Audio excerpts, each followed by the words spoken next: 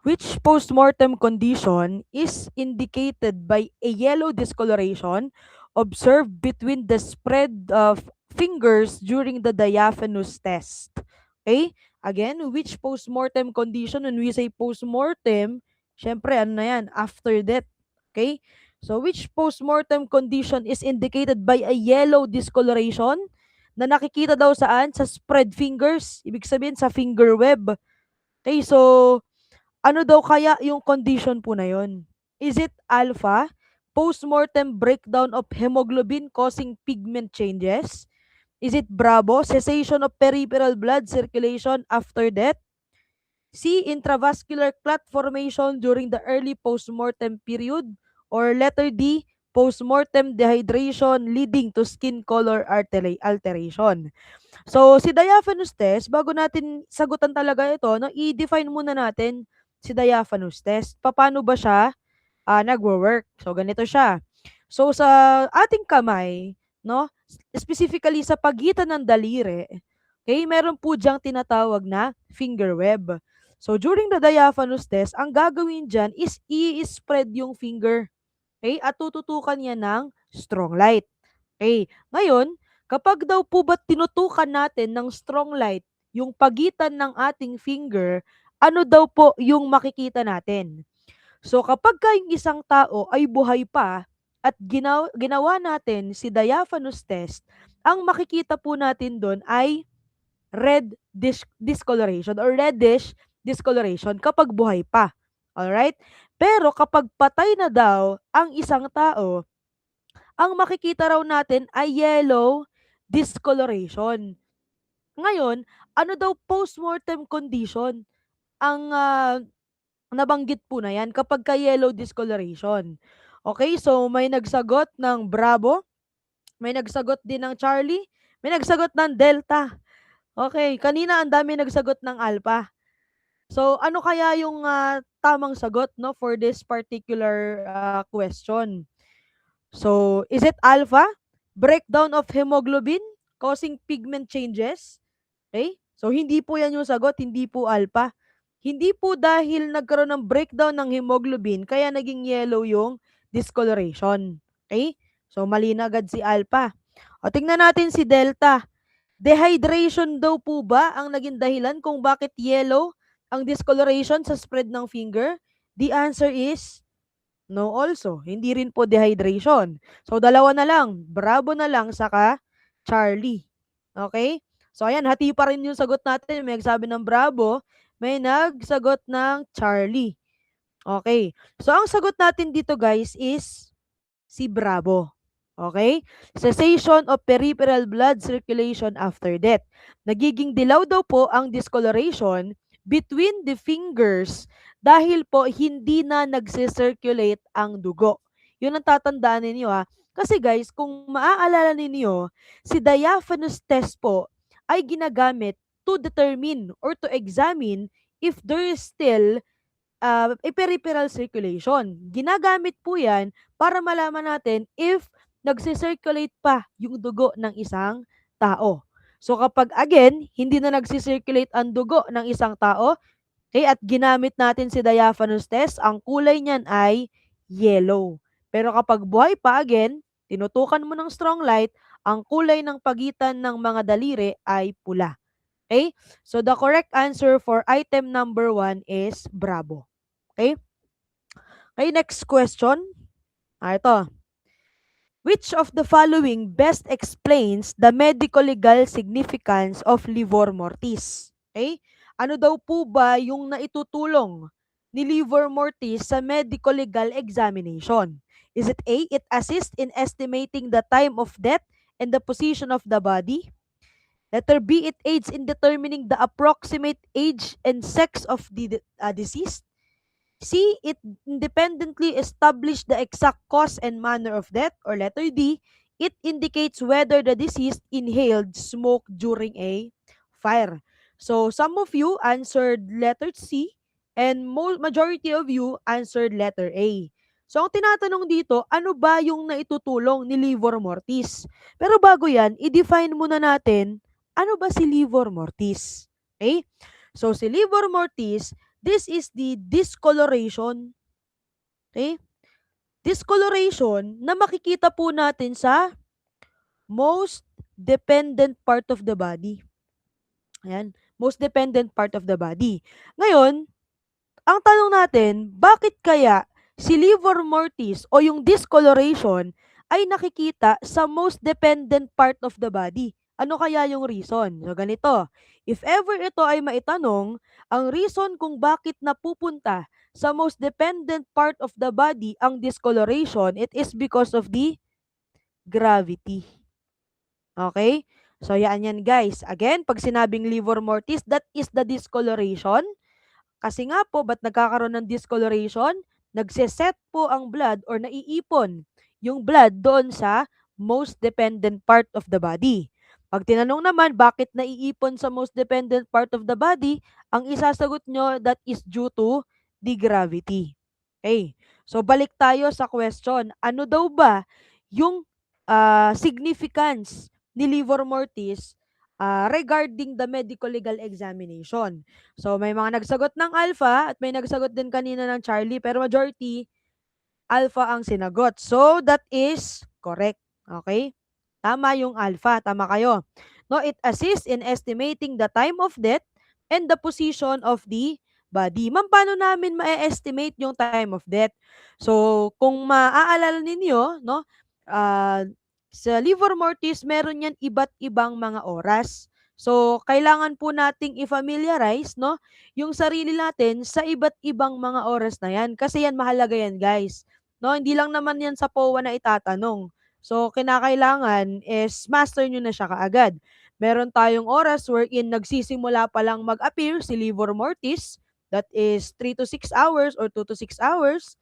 Okay? Meron naman yung nagiging fully developed na si livor mortis, which is 8 to 12 hours. So, dapat alam po natin yan, no? Yung mga oras na yan. Again, ulitin ko, no? Ay, sorry para.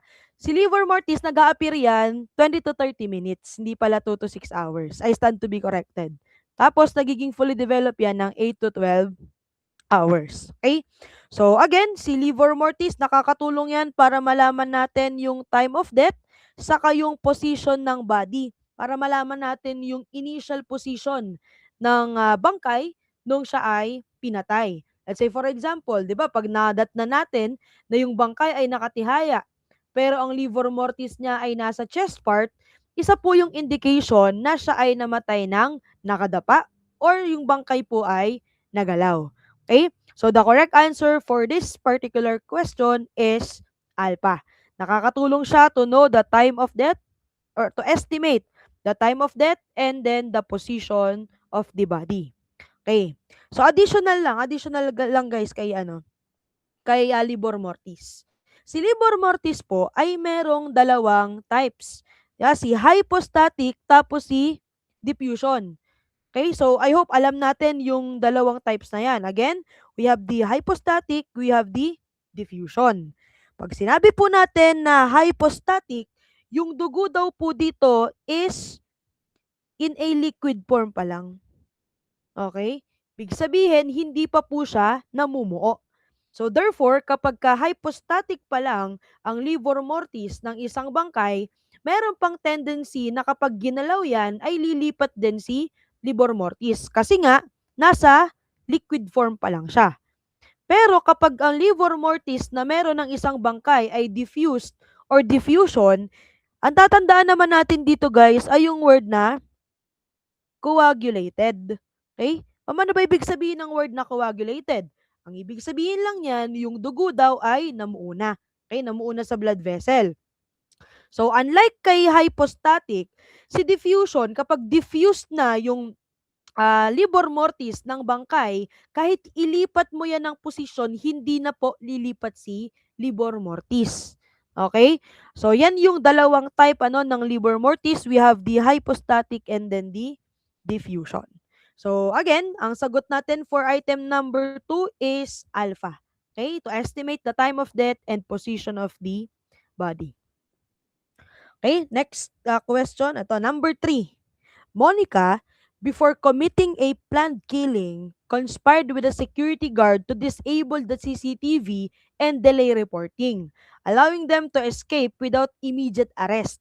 What crime did Monica commit? Is it A. Infanticide, B. Murder, C. Parricide, or letter D. Homicide? Okay, so lahat kayo ang sagot nyo ay bravo. So that is the correct answer. So bakit murder yung naisagot natin but hindi infanticide, di parricide at hindi homicide? Murder ang sagot natin kasi nga po meron po diyang mga qualifying circumstance. Unang-una, nakalagay dito sa situation na yung pagpatay daw ay planado. So, ibig sabihin, merong evident premeditation. Pangalawa, okay? Ay, ang nakalagay dito ay, ayan, kuntsaba daw sila sa security guard para patayin yung mga CCTV. That is to afford impunity to escape the arrest or possible prosecution. So, yung dalawa na yun, guys, ay considered natin as qualifying circumstance under murder. So, hindi natin pwedeng isagot si Alpha, infanticide, kasi wala naman pong binanggit dito sa ating situation or sa ating tanong na si Monica ay si victim ay ah, namatay at ang kanyang edad ay less than 72 hours old. Hindi naman naka-indicate no sa tanong na yung biktima natin ay less than 72 hours old. So, hindi natin pwedeng isagot si infanticide. Hindi rin po natin pwedeng isagot si parricide kasi nga naman wala naman ditong binanggit na relationship. 'Di ba? Ang tatlong kind lang ng relationship natin dito ay parent to child, whether legitimate or illegitimate, pwede rin naman na spouse, tsaka ascendant and descendant provided that their relationship is legitimate. Okay? So wala din namang binanggit, 'di ba, na relationship. Okay? At syempre, nakita natin dito, merong presence of qualifying circumstance. Therefore, ang sagot natin ay murder at hindi po homicide. Okay? So, the answer for item number 3 is bravo. Okay, next one. A worker steps on a rusty nail, causing a small external wound with minimal bleeding but deep tissue infection. What type of wound is being described in this scenario? Is it Alpha, Bravo, Charlie, or Delta? So may nagsagot ng Charlie at majority ang sagot ay Delta. Okay, so may nagsagot ng Charlie at saka Delta. So balikan natin yung question. Ang sabi dito, yung isang manggagawa daw ay nakatapak ng pako. Okay, nakatapak ng pako. At ano daw yung itsura kaya nung kaniyang, ano daw appearance nung kanyang wound? Ang appearance daw ng kanyang wound ay small, maliit lang daw, with minimal bleeding but deep tissue infection. So dun pa lang, meron na tayong idea kung anong klaseng wound ang nakuha ni worker. Sabi dito, small lang daw, maliit lang. Tapos kahit daw maliit, malalim daw yung sugat. Therefore, ano kaya yan? Alpha, Bravo, Charlie, or Delta? Nagsagot ng Alpha. Ayan. Halo-halo na, no? O, may nagsagot ng Charlie, may nagsagot ng Delta. So, wala nagsagot ng Bravo. Okay. So, tanggalin natin si Bravo, syempre. Kasi nga naman, guys, pag sinabi nating lacerated wound, no? Ang nag-cause po dyan ay blunt instrument. At hindi lang po maliit, no? Yung matatamong sugat kapag ka lacerated wound, yung involved. Kapag lacerated wound, guys, irregular in shape po yan. Okay? Irregular in shape. Wala siyang definite shape. Okay? So, ngayon, tatlo na lang yung pamimilian natin. Small daw, tapos deep. Hindi rin po yan incise wound. Bakit? Kasi yung incise wound, guys, hindi po small ang kanyang appearance. Ang kanyang appearance po ay linear or clean cut. Okay? Linear or clean cut po yan, ano? Si incise wound. Okay? At kung i-compare po natin si incise wound sa ibang kind of wound, okay, mas mahaba po yung kaniyang dimension. Okay? But then again, hindi po siya ganun kalala kay lacerated wound. Okay? So, dalawa na lang. Stab wound and punctured wound. Okay. So, sabi dito, small but deep. Okay? At ang nakasugat ay nail. Therefore, ang sagot natin dito ay punctured wound. So, alam naman po natin, we are aware naman that yung nail po ay sharp-pointed instrument. Okay, therefore, kapag ka sharp-pointed instrument ang nakasugat sa isang tao, ang tawag sa wound niya ay punctured wound. Pero kapag daw po ang nagginamit na instrument sa pag-inflict ng wound ay sharp edge, ayan, sharp edge instrument, o dyan papasok si incised. Pero kapag punctured, sharp pointed. Ngayon, kapag pinagsama natin si sharp-pointed tapos si sharp edge, makakaproduce tayo ng stab wound naman. No? Combination yan si stab wound. Sharp-pointed plus sharp edge is equals to stab wound. Therefore, ang sagot natin dito, pag nakatapak ka ng pako, ay punctured wound. Okay? So, next question. Question number 5. Which combination of findings most strongly supports a conclusion of homicidal stabbing rather than suicide? Alin daw sa mga sumusunod ang nagsasabi na ang nangyari ay homicidal stabbing rather than suicide? So pag sinabi natin guys homicide, yung death ay cause ng ibang tao. Pag sinabi naman nating suicide, yung death ay cause ng sarili ng biktima. Okay? So, is it A, multiple deep stab wounds with scene disturbance? B, single stab wound over the chest with weapon nearby? C, accessible wound with blood on victim's hand? Or letter B, presence of a suicide note? Okay, so meron tayo ditong dalawang sagot, no? Dalawang sagot yung pinili ninyo. Isang alpha at saka isang bravo. So sige, mag-eliminate tayo para mas mataas yung chance na makuha yung tamang sagot. So i-eliminate na kagad natin yung dalawang option na hindi ninyo pinili.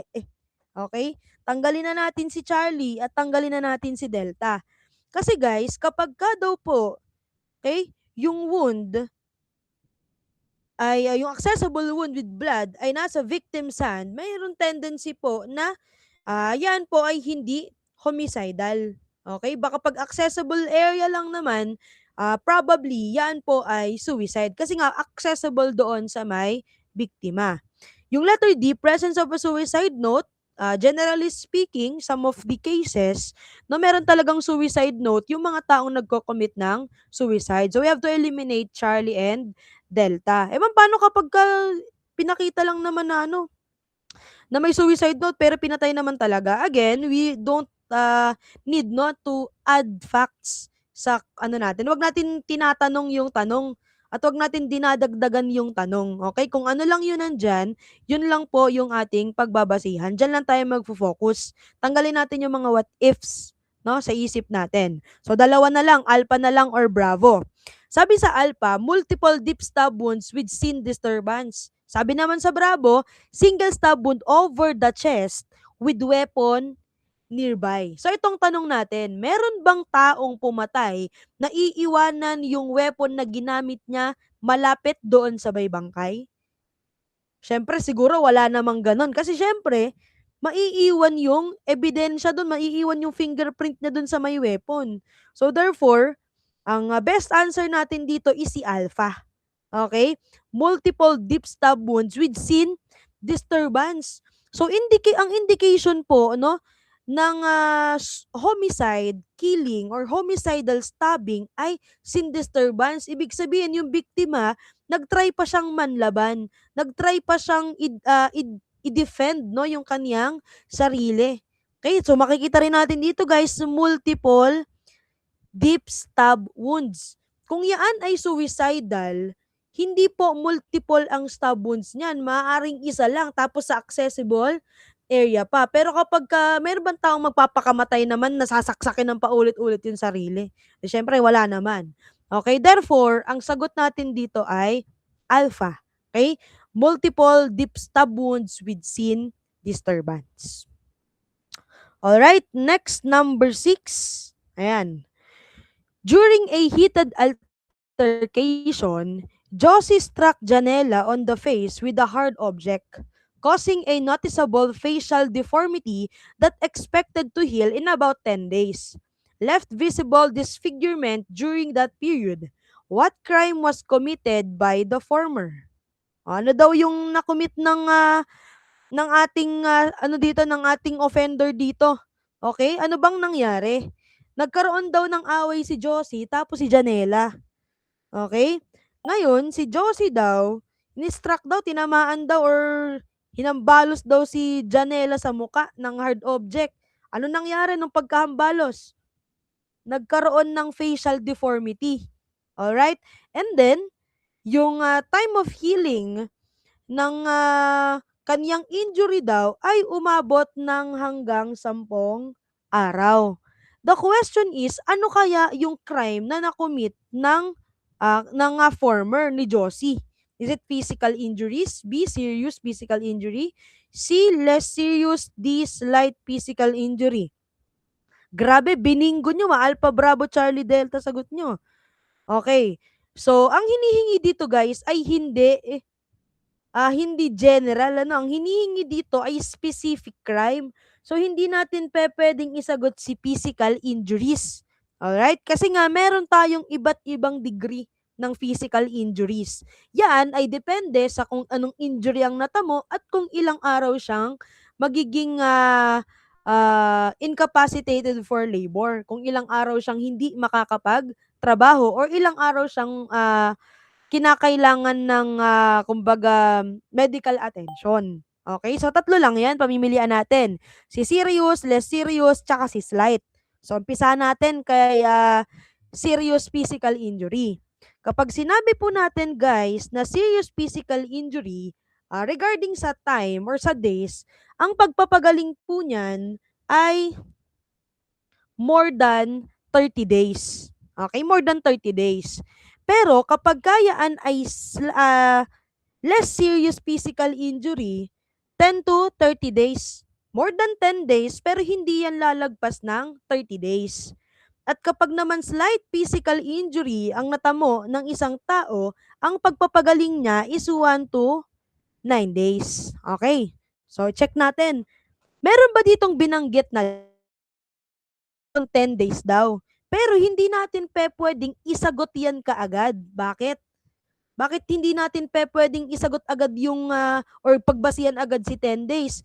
Kasi nga, ano bang nangyari kay Janela? Nagkaroon daw ng facial deformity. Na-deform daw yung muka. Alam ba, yung ilong napunta sa pisngi, ganun. 'Di ba? Nagkaroon ng physical ugliness sa muka ng isang biktima. So therefore, kapag guys merong physical deformity or facial deformity, even if 10 days lang yung period of healing, ang crime na nakomit pa din doon ay serious physical injury. Titingnan din natin, bukod sa days, syempre, tingnan din natin kung ano bang injury yung natamo niya. Malala ba? Okay? Kapag ka sobrang lala, just like this one, nagkaroon ng facial deformity, wag natin titignan muna yung days. Pero kapag ka sa question, days lang yung nakalagay doon, so doon natin pagbabasihan yung days kung anong kind ng physical injury ang nakomit ni suspect. Okay? Therefore, for this question, ang sagot po natin ay, syempre, letter B, no? Serious physical injuries. Okay? Nakakasunod pa ba tayo? Patap nga ako ng like pag nakakasunod pa. Alright. Okay, next question. Number 7. Ayan.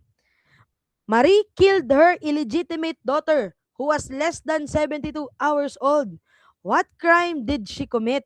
Is it A, homicide, B, parricide, C, infanticide, or letter D, murder? Okay. So, may nagsagot, bakit tatlo ang sagot nyo? Ba't may nagsagot ng Bravo, Charlie, at Delta? Okay, so tingnan natin yung facts. Tingnan natin yung facts of the case. Tingnan natin. Okay. Si Marie daw, pinatay ang kanyang illegitimate daughter. Okay. So, merong existing na relationship. Okay, may relationship. Tapos, yung kanyang illegitimate daughter daw ay less than 72 hours old. Meron ding time, okay? Meron ding time or meron ding age na nabanggit. So, paano yan, ma'am? 'Di ba? Dalawa yung factor na titignan namin. So, ano ba ang priority natin? Si infanticide ba or si parricide? Ma'am, parricide kasi yun yung nauna sa choices. Ganun ba? Ganun kaya yun? Okay. So, tandaan lang po natin guys yung ating hierarchy. I know, familiar tayo dun sa hierarchy. Yung, ayan, infanticide, parricide, murder, and homicide. Okay? Yan yung hierarchy natin. Kapag dumating yung point na magkasama si qualifying circumstance, si relationship, pati si age, ang ating ipaprioritize na crime na nakomit ay yung nasa itaas. Okay? Kapag present lahat ng mga tinitignan natin, yung nasa itaas. Okay? Therefore, sa question na to, even if existing si relationship at existing po si time and age, anong ipaprioritize natin na titignan? Siyempre si time and age. Therefore, ang answer po natin dito ay si infanticide. Again, ulitin ko lang ha, kapag existing si age, existing si relationship, existing si qualifying circumstance, ang priority po natin dito ay si infanticide. Bakit? Kasi kung i-compare natin si homicide, murder, tsaka si parricide, ang may pinakamataas po na penalty is si infanticide. That's the reason why yun yung pipiliin natin. Okay? Again, ang sagot for item number 7 ay infanticide. Pero kung absent naman si relationship, si age, tsaka si qualifying circumstance, dun mo lang isasagot si homicide. Halimbawa, A killed B. Okay? Dun mo lang isasagot si homicide. Okay? So, I hope na-refresh po natin yung ating hierarchy. Next one, number 8. Among the different types of death, which occurs first? So, I hope familiar po tayo, no? Sa iba't ibang types of death, meron po tayo dyang tatlo. Okay, we have the somatic, we have the molecular or cellular, and we also have the state of suspended animation. So, si somatic death, guys, tinatawag din yan na clinical death. Si molecular tsaka si cellular death, iisa lang yan. Si state of suspended animation, tinatawag din po yan na apparent death. Okay? So, yan po yung tatlong types of death natin. So, ang tanong dito, alin daw ang nauuna? Si somatic ba, o si cellular, o si state of suspended animation? So, bibigyan ko kayo ng tip guys sa pagsasagot. Okay? Kapag ka sa choices, nakita nyo yung other term, i-eliminate nyo na agad yan. 'Di ba? Eliminate mo na si Bravo sa si Charlie kasi isa lang naman yan. Therefore, hindi yan yung sagot. Okay? Let's say for example, ang tinatanong is death of the individual cell. So, ang nakalagay doon ay merong clinical tsaka somatic. O tanggalin na natin si somatic sa si clinical. Kasi automatically, kapag ka yung dalawa na yon, yung other term ng isang term ay present din sa choices, automatic mali na yun kaagad. Okay? So, dalawa na lang naman yung pinamimilian natin.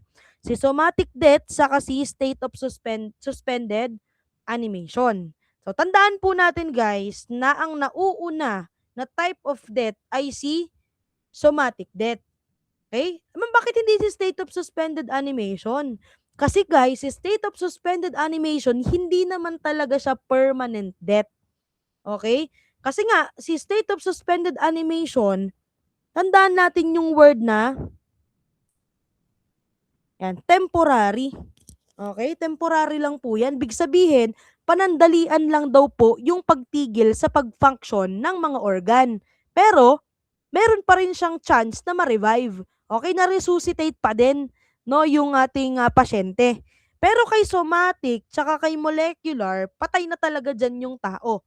Pero again, ang nauuna dyan ay somatic death. Ganito yan guys. Pag sinabi natin na somatic death, ang tatandaan natin, kaya tatandaan natin dito, tumitigil sa pag-function yung tinatawag natin na tripod of life. So, alam ba natin yung tripod of life? So, ano-ano ba yung bumubuo sa tripod of life? So, sabi nga natin, tripod, ibig sabihin, tatlo yan. Okay? We have the lungs, we have the heart, and we have the brain. So, yan kasi guys, yung kumbaga mga main organs, no? Na reason kung bakit nagfa-function pa din yung buo nating katawan. Okay? Kaya ang tawag sa kanila ay tripod of life. Ngayon, kapag si lungs, si heart, tsaka si brain, ay hindi na po nag-function, ang tawag doon ay somatic death. Tandaan nyo, kapag organs, somatic death yan. Pero, kapag daw po ang hindi na nagpa-function ay yung mga cell natin sa katawan, ang tawag na sa death na yan ay molecular or cellular death. So, ganito yan. Ma'am, bakit nasabi mo na mas nauunang mangyari si somatic kesa kay cellular? Ganito. Kapag kasi guys, hindi na nag-function ang mga organ, hindi na po mabibigyan ng nutrients yung mga cells. Okay? So therefore, kapag nag-malfunction ng organs, kasunod na pong magma-malfunction yung cells. Therefore, ang nauuna talagang mangyari kapag namatay ang isang tao ay, ayan, pagpigil ng mga vital organs o yung tinatawag na somatic death. And right after tumigil ng tatlo na yan, titigil na rin sa pag-function yung cells. Okay? Mamamatay na rin lahat ng individual cells sa katawan. Okay? So, yan guys, ang tawag dyan ay three types of death. Again, we have the somatic, we have the molecular, and we have the state of suspended animation, also known as apparent death. Okay? So, ang answer natin for item number 8 ay letter A, somatic death. Okay, next one, number 9. A body is found with normal body temperature, flaccid muscle, and no rigor mortis.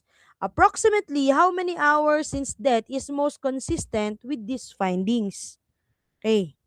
Sabi rito, yung body daw ay nasa normal na body or nasa normal na temperature. Ano pa? Flaccid pa daw yung muscles, wala pa daw rigor mortis. Okay, wala pang rigor mortis guys, ibig sabihin malambot pa yung katawan. And bukod sa malambot pa yung katawan, normal pa yung body temperature. So sa tingin natin, ilang oras kayang patay, okay? Ilan na kayang oras patay yung biktima? Kung normal pa yung body temperature, malambot pa yung muscles niya.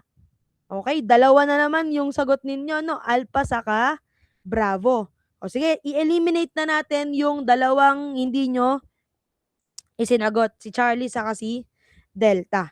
Okay? Kasi kapag ka 12 to 18 hours or more than 24 hours na siyang patay, baka meron na talagang rigor mortis yan.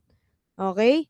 At hindi na po normal yung body temperature niyan. Kasi 'di ba sabi nga natin, bumababa ng 1 degree centigrade yung temperature per hour ng katawan. So kung 12 to 18 hours na ang nakalipas, hindi na normal ang body temperature. So dalawa na lang. Okay? So sabi dito, wala pang rigor mortis. Question, kailan ba nag-a-appear si rigor mortis? Okay, kailan ba nag-a-appear si rigor mortis? Nag-a-appear si rigor mortis 3 to 6 hours after death kung maaalala po natin. Ano bang sabi sa question? Wala pa daw rigor mortis. Di ibig sabihin, kung wala pang rigor mortis yan, the best answer is alpha. Okay? Baka less than 1 hour pa yang or pa lang yang patay. Kasi kung yung isang bangkay ay 3 to 6 hours ng patay, yung isang tao, 3 to 6 hours ng patay, may rigor mortis na yan kahit papano. No, matigas na yung ibang mga muscles niyan. Okay? Pero sabi nga sa question natin, walang rigor mortis, therefore, hindi po natin pwedeng isagot si Bravo. Alright? So, ang sagot natin dito ay alpha. Less than 1 hour after death. By the way, pag sinabi nating rigor mortis, that is the stiffening of the muscle or the stiffening of the body. Pagtigas po ng muscle. So, banggitin na rin natin yung ibang information pa about kay rigor mortis. Ano to yan, guys? Sa katawan natin, meron yung changes after death, particularly sa muscle. Okay? At ito lang ang tatandaan po natin na changes sa muscle. Makinig mabuti. Okay. 1, 2, and 3. Okay. Tandaan nyo lang yung malambot, titigas, lalambot. Okay? Unang stage sa changes in the muscle ay yung tinatawag po natin na stage of primary flaccidity. Okay? Ibig sabihin, relax pa daw yung muscles. Okay? Na maaari yung mag-contract when it is stimulated. Yun yung stage of primary flaccidity or flaccidity. Right after, nung malambot na phase, titigas po yan unti-unti. Yun na nga po yung tinatawag naman natin na rigor mortis. Pero guys, tandaan po natin na hindi po sa buong duration ng pagkamatay ng isang tao ay matigas ang muscle. Okay? So after the onset or after na maging fully developed ni rigor mortis, dahil nga kailangan ng mag-decompose ng katawan at kailangan ng putrefaction, ang mangyayari dyan, lalambot ulit yan. Ang tawag naman pag lumambot sa pangalawang pagkakataon ang muscle ng bangkay ay stage of secondary flaccidity. Okay? So yan guys, ano, yan tandaan ninyo. As to the changes in the muscle, malambot muna, titigas, tapos lalambot ulit. Pag tinanong tayo, bakit lalambot ulit? Ang tatandaan natin dyan, kasi nga, nagbe-breakdown na yung mga tissues, madedecompose na yung bangkay. Okay? Yun yung reason. So, again, ang sagot natin guys sa number 9, wala pang rigor mortis, that is alpha. Okay, next, number 10, during a brawl, a victim is hit by a blunt object. The skin and underlying tissue tear irregularly with swollen and contused edges. What type of wound is involved? Is it A, avulsion, B, lacerated, C, incise, or letter D, stab? So kanina, 'di ba, nabanggit na natin yung mga physical appearance at characteristics ng iba't ibang klase ng wound. So nabanggit na natin si incise, si punctured, si stab, saka si lacerated. Dito sa question, ang nakapag-produce daw ng wound ay blunt object. Okay? Ibig sabihin ng blunt object, yan yung walang talim. Okay? At ang itsura daw ng wound ay irregular in shape, swollen, and contused daw yung edges niya. Okay, namamaga-maga yung edges. Ano daw kayang type of wound ang involved? Alright, so lahat naman kayo, I think, tama, no? Ang sagot natin dito, guys, ay lacerated wound. Kasi nga, irregular yung shape. Okay? So, next question. Ayan. Which cause of death is most associated with bright red post-mortem lividity? Okay, so si livor mortis ang pinag-uusapan natin. Bright red daw, bright red. Okay. So si livor mortis, generally speaking guys, ang kulay niyan ay purple or blue. Okay, generally speaking, ang kulay niyan ay blue or purple. Pero bago natin sagutan yan, itanong muna natin, bakit kaya blue or purple ang kulay ni livor mortis? Ito yung reason guys. Blue or purple ang kulay ni livor mortis kasi nga wala pong oxygen. Okay? Kaya nagiging blue or purple yan kasi wala ng oxygen. Okay? Again, yan yung general na kulay. Okay? Generally speaking, commonly, ganyan ang kulay. Pero, nagdi-differ pa rin ang kulay ni livor mortis depende sa kung ano yung cause of death. Especially kapag ang involved dito ay iba't ibang circumstances. Just like poisoning and asphyxia. Okay? Ang question, ano daw kayang cause of death kapag ang nakita natin na livor mortis ay kulay bright red? Okay? So, wala tayong carbon dioxide poisoning guys, no? Tatlo lang yung pamimilian natin. Bravo Charlie Delta lang. Is it asphyxia, carbon monoxide, or phosphorus poisoning? Ano kaya? Ano kaya ang sagot natin? May nagsagot ng Charlie, may nagsagot din ng Delta. Okay, so tanggalin natin si Bravo kasi wala namang nagsasagot. O, tanggalin natin si asphyxia kasi sa asphyxia, dark lividity po yan. No, dark lividity yan kapag asphyxia. Dalawa na lang. Okay, Bravo na lang o kaya naman Delta. So ano kaya sagot natin? Okay, so majority of you got the correct answer. Okay? Kapag po ang kinamatay ay carbon monoxide poisoning, lagyan natin dito ng cyanide o kaya naman cold. O yan, tatlo na yan, ano? Kapag yan ang kinamatay ng biktima, ang kulay po ng livor mortis ay bright red. Okay, kapag ka namatay due to carbon monoxide poisoning, cyanide poisoning, or even cold, namatay sa lamig. Okay, bright red po ang kulay ng lividity. Pero, kapag phosphorus poisoning po yan guys, ang kulay ng lividity natin dito ay brown. Okay? So, ganun po siya. Tandaan natin, pag bright red, pag wala kayo nakitang bright red, cherry pink, yung mga ganun, yun pa rin yun. Carbon monoxide poisoning, cyanide poisoning, or cold ang kanyang ikinamatay. Okay, next one. Number 12. During examination, only certain muscles of a corpse were stiff immediately after death. Which postmortem phenomenon does this describe? Is it A. Rigor mortis, B. Livor mortis, C. Instantaneous rigor, or letter D. Heat stiffening? Alright, so majority of you answered Alpha and some of you answered Charlie. Okay, sige. Since ang involved naman dito ay muscle, tanggalin na natin si livor mortis kasi discoloration yan. Okay, tatlo na lang. No, si it's stiffening, hindi natin yan pwedeng isagot kasi hindi naman sinabi sa question na siya ay na-expose sa extreme high temperature. Okay? So, tanggalin natin si stiffening. So, dalawa na lang. Si rigor mortis tapos si instantaneous rigor. Okay? Sige.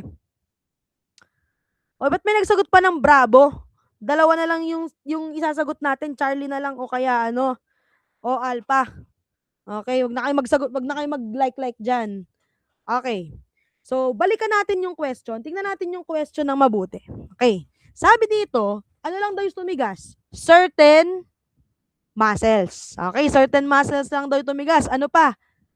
Immediately daw tumigas yung mga muscles na yan. Okay, therefore, ano kayang phenomenon yung binanggit? Okay? Again, sabi dito, certain muscle lang. Okay? Yung tumigas. Tapos, tumigas daw agad nung namatay. Okay? Ano daw kaya tawag doon? Rigor mortis kaya or instantaneous rigor? Okay? So, ba't tumatawa naman? Okay, so, nag-iba lang sagot, naging Charlie bigla. Okay, sige. Tama yan, Charlie yan, Charlie. Okay, bakit? Sige, i-differentiate natin si rigor mortis tapos si instantaneous rigor. By the way, instantaneous rigor is also known as cadaveric spasm. Okay? So, i-differentiate natin sila. Okay. So, dito si rigor, sige, iano natin. Ito si rigor, ito si cadaveric spasm. Ganito yan. Si rigor mortis, kailan siya nag-a-appear? Di ba sabi natin, 3 to 6 hours after death. Sum of the reference, 2 to 6 hours. Ayan. After death, yan si rigor mortis. Tapos, si cadaveric spasm daw, nag-a-appear daw yan immediately. Ayan, immediately daw, agad-agad si cadaveric spasm. So, ano pa? Si rigor mortis, ang involved na muscle dyan ay all. Okay? All muscles were involved. Okay? Pero kay cadaveric spasm, ano lang yan, certain group of muscle. And certain group of muscles. So, ano pa? Kay rigor mortis, yan daw ay natural phenomena. Okay? Si cadaveric spasm naman, sabi daw po dyan, may or may not appear. Okay? Ibig sabihin, si rigor mortis, talagang nangyayari yan kapag namatay ng isang tao. Talagang titigas yung mga muscle-muscle nyo dyan, no? Pero kay cadaveric spasm, hindi po sa lahat ng pagkakataon ay titigas ang muscle. Case to case basis po yan. Depende kung yung muscle ba natin na yon ay na-expose sa extreme nervous tension. Okay? And lastly, si rigor mortis, nakakatulong yan to know the approximate time of death. Okay?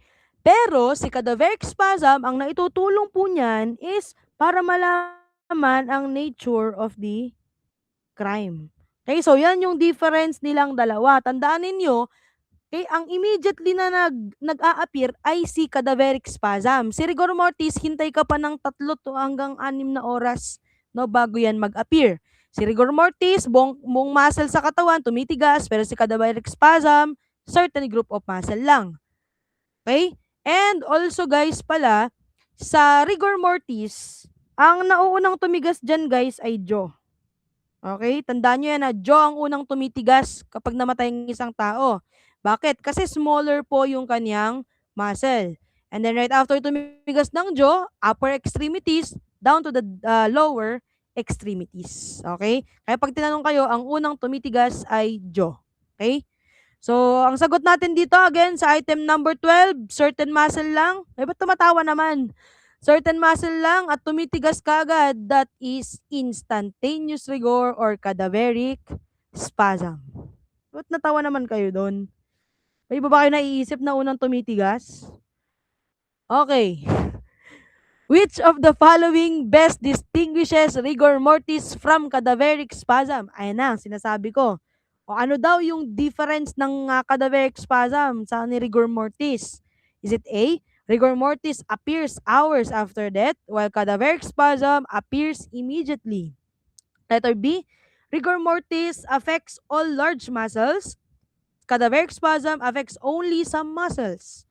C. Rigor mortis may appear asymmetrically while cadaveric spasm may or may not appear. Letter D. Rigor mortis develops instantly while cadaveric spasm develops gradually after death. Okay, so majority of you got the correct answer. Ang sagot natin dito, actually binanggit naman na natin kanina, nirasyon na natin kanina, si alpha. Okay? Si rigor mortis, matagal pa yan mag-appear. 'Di ba? Oras pa bago yan mag-appear. Pero si cadaveric spasm, sabi nga natin kanina, agad-agad tumitigas. Okay? Pero pagka si rigor, matagal, parang mapangit ata yun. Matagal tumigas pag si rigor. Pag kay cadaveric, mabilis tumigas. Yun ang tatandaan ninyo. Okay?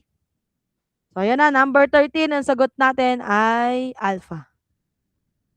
Tuwang-tuwa naman itong mga tao na to.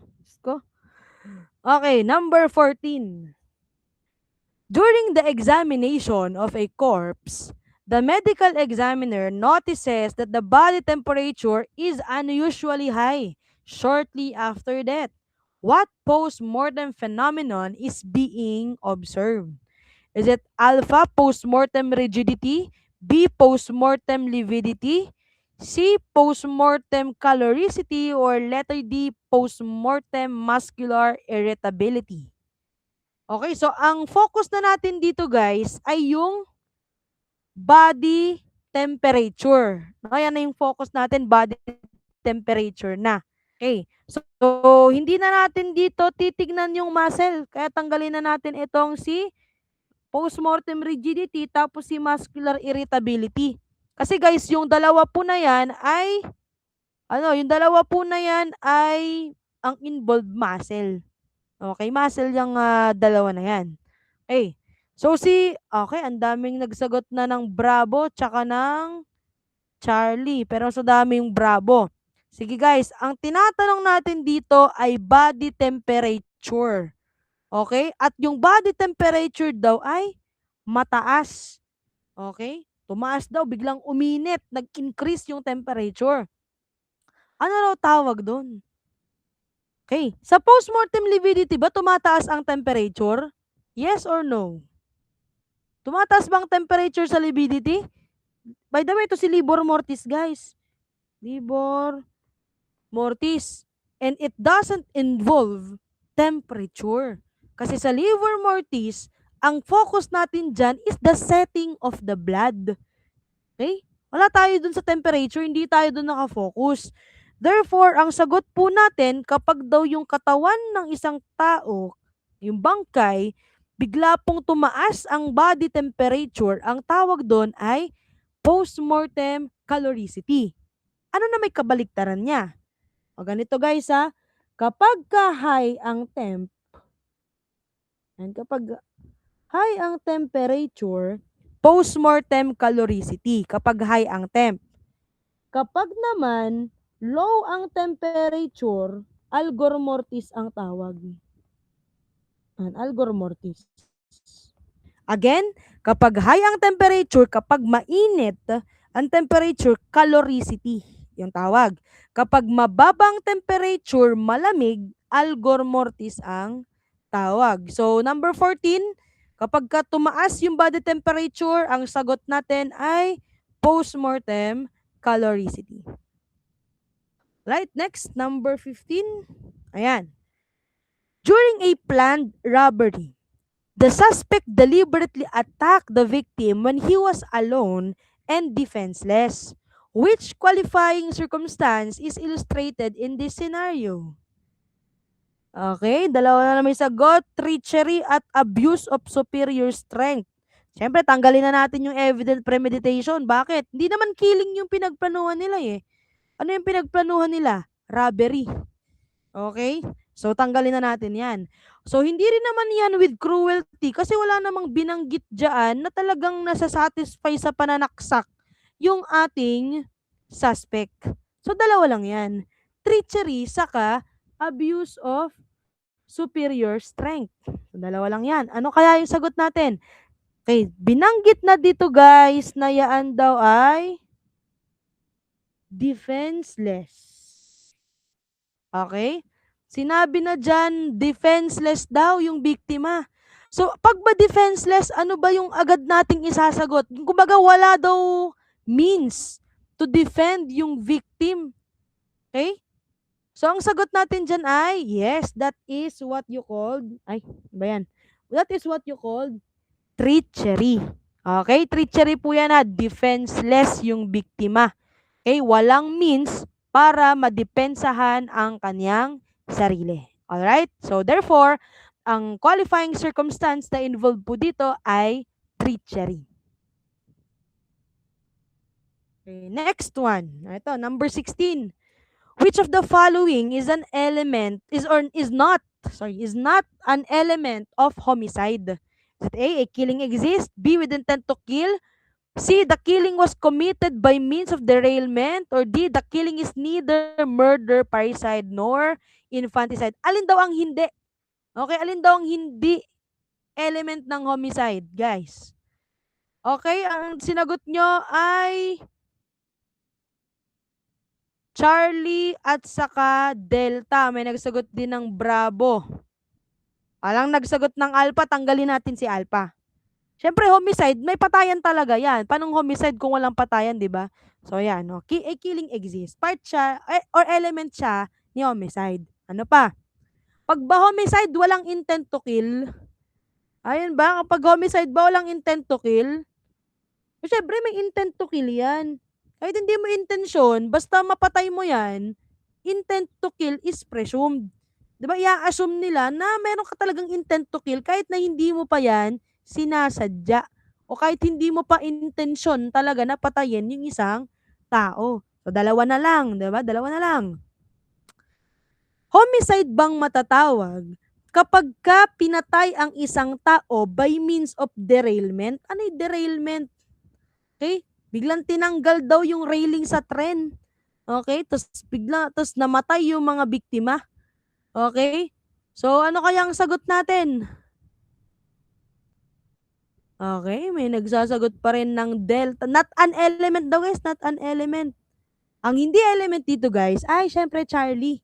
Kasi si derailment, makikita po natin yan sa qualifying circumstance ni murder. Sa murder yan guys, si derailment. So, kindly revisit the different qualifying circumstance. Yung by means of fire, poison, explosion, shipwreck. Okay, yung mga yon. Those are qualifying circumstance. Pero itong letter D guys, element po siya ng homicide. Kasi nakalagay dun sa dulo ng element ng homicide na hindi daw siya murder, hindi daw siya parricide, at hindi rin po siya infanticide. Okay? Therefore, the correct answer here is Charlie. Okay? Kasi yan po ay element ng murder at hindi element ng homicide. Okay? Next one, number 17. What is this stage called when muscles are slackened but capable of contracting when stimulated? Okay, ano ba ibig sabihin mo ng slackened? Slackened. Is it A, primary flaccidity, B, secondary flaccidity, C, postmortem rigidity, or letter D, cadaveric spasm? Okay, capable of contracting when stimulated. Ano kaya yan? May nagsagot ng Bravo. Okay, ba't dalawa na lang nagsasagot? May nagsagot ng Alpha, may nagsagot ng Charlie. Wala bang sasagot ng Delta naman dyan para kompleto na? Ayun, may nagsagot ng Delta. Okay, so bingo na tayo mga kapuso. Okay, sige. Bago natin yung sagutan, ano ba muna yung slackened? Ano muna yung slackened? Ano ibig sabihin ng slackened? Ang ibig sabihin, guys, ng word na slackened ay relaxed. Okay? Asan kaya dito? Yung relax pa yung muscle. At pwede pang mag-contract kapag ka-stimulated. Is it Alpha, Bravo, Charlie, or Delta? Relax ba si cadaveric spasm? Relax ba yung muscle pati kay postmortem rigidity? Hindi, kasi matigas na yung muscle dyan. Dalawa na lang. Primary or secondary? Okay. The answer is... Ay, ba't may nagsagot pa ng Charlie? Eliminate na natin yon. Alpha at saka Bravo na lang. Okay. So, the answer here, guys, is primary flaccidity. Okay? Guys, sa secondary flaccidity, hindi na po relax yung muscle. Malambot lang yung muscle, but hindi siya relax. Sa primary flaccidity lang po, relax yung muscle. Okay? Maaari yang mag-contract kapag stimulated. Maaari yang mag-contract kapag ginalaw. Okay? Pero sa secondary flaccidity, kahit na galaw-galawin mo yan, okay, hindi na po magko-contract yung muscle. Bakit? Kasi nga po maaagnas na yung bangkay. Therefore, ang sagot natin guys, kapag relax ang muscle, primary flaccidity. At kapag ginalaw, magko-contract, primary flaccidity rin po yan. Okay, kasi hindi ba maalala ninyo, tatlo lang na may stages niyan eh. Malambot, titigas, lalambot. Okay? Sa secondary flaccidity, nagko-contract pa ba yung muscle kapag in-stimulate natin? Hindi na. Kasi ang sabi nga natin, malambot, titigas, lalambot. Ganun lang po yung changes na nangyayari sa muscle after death. Therefore, kapag relax ang muscle, again, primary flaccidity. Okay, next question. Yeah, number 18. In rigor mortis, what is the maximum time in which it is already established? Okay, sagot. Okay, sagot tayo. Ano? Kailan daw nagiging established na yung ating rigor mortis?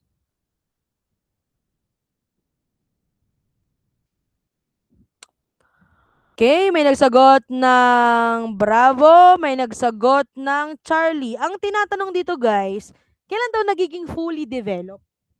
Pinalitan lang natin siya ng phrase or ng pinara-phrase lang natin siya.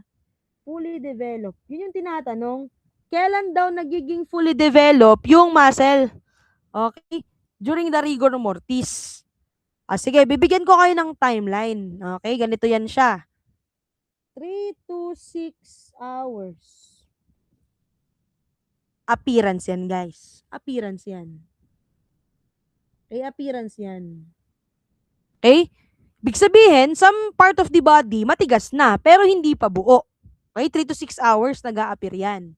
At nagiging fully developed yung rigor mortis, guys, after 12 hours. Okay? Natin dito, FD, fully developed. At naglalast naman daw, hanggang kailan daw nagtatagal? Gano'n daw katagal nagtatagal yung rigor mortis? Oh, sagot natin, 24 to 36 hours. Ito ay last. O, pwede rin naman guys, duration. O yan, kung saan kayo masaya. Okay, so ganyan na, tandaan nyo yan. Yung tatlo na yan. 3 to 6 hours, nag-a-appear pa lang si rigor mortis, medyo tumitigas-tigas pa lang yung iba't ibang part ng katawan. Okay? After 12 hours, guys, fully developed na yan. Ibig sabihin, buong katawan talaga matigas na. Hindi na lang yung iba't ibang part ng katawan. O hindi na lang yung ibang part ng katawan. Okay? So, 24 to 36 hours, ganyan po katagal yung itinatagal ng rigor mortis. No? Umaabot na hanggang 36 hours. Okay, so ang tinatanong kasi dito, sa rigor mortis, maximum time kung kailan siya nagiging established. Ibig sabihin, kailan siya nagiging fully developed. Therefore, ang sagot natin, kapag ganun yung tanong ay, syempre, Charlie. Alright? After 12 hours, matigas na po yung buong katawan. So, sabi nga natin kanina, si rigor mortis ay nakakatulong para malaman po natin yung approximate time of death. Kung halimbawa, nadatnan mo ang bangkay at ang matigas pa lang ay yung upper extremities, ang ibig sabihin nun, baka 3 to 6 hours pa lang siyang patay. Kasi nga, hindi pala buong katawan ay matigas. Pero kapag yung bangkay, inabutan mo ng matigas na buong katawan, ang ibig sabihin lang niyan ay 12 hours mahigit na po siyang patay. Okay? So, ganon yung iba't ibang timeline natin kay rigor mortis. Okay, lagyan natin ng heart. Oh, yan, kasi kakabisaduhin nyo yan. Lagyan natin ng heart. Yan, kabisaduhin nyo yan, 3 to 6 hours, 12 hours, 24 to 36 hours. Okay, next one, number 19. What explains the immediate fixation of muscles observed in cadaveric spasm at the time of death? Is it A, due to high temperature exposure? B, due to extreme nervous tension? C, due to natural decomposition? Or letter D, due to coagulation of blood? So, ang tinatanong dito, as for number 19, ano daw yung explanation bakit nagkakaroon ng immediate na pagtigas ng muscle during the cadaveric spasm? So, ano kaya ang reason? Okay, so majority of you got the correct answer. So, all of you got the correct answer. Okay? Nagkakaroon po ng cadaveric spasm hindi dahil mataas ang temperature. Hindi tumitigas ang katawan dahil ang part ng katawan dahil mataas ang temperature. So that is not the answer. Okay? Hindi rin naman dahil magde-decompose. Diyos ko, yun ay secondary flaccidity na. Hindi na cadaveric spasm yun. Okay? At hindi rin naman dahil namumuo ng dugo, titigas na rin yung some part of the body. Kasi livor mortis naman yon. Okay? Therefore, nagkakaroon ng cadaveric spasm kapag ka daw po yung muscle natin ay na-expose sa extreme nervous tension. Okay, so ang sagot natin ay bravo. Okay? Next, number 20. A victim was attacked with a knife. Okay? The cut was long, linear, with sharp, clean edges, and showed minimal bruising. Which type of wound does this describe? Ano daw sabi? Ang itsura daw ng wound ay long, linear, sharp, at clean daw yung edge. Clean cut daw siya. At ang ginamit daw ay knife. Guys, ganito, wag nyo gagawing palatandaan yung knife. Baka may isagot nyo si stab wound. Okay? Wag nyo wag nyo pagbabasihan. Okay? Ang pagbasihan natin is yung iba pang ibinibigay na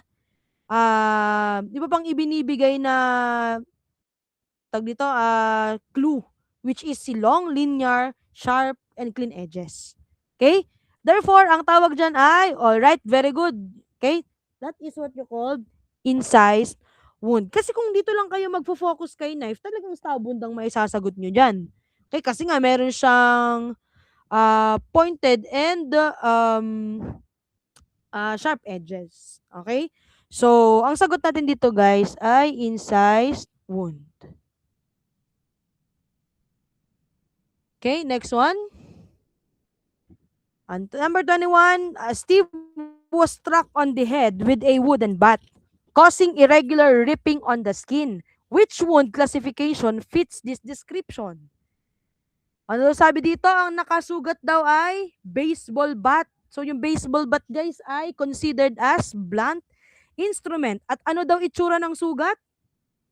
Irregular daw. So, alin ba dito ang may irregular ang shape? Siyempre, yun si lacerated wound. Guys, etong tatlo na to, 'di ba?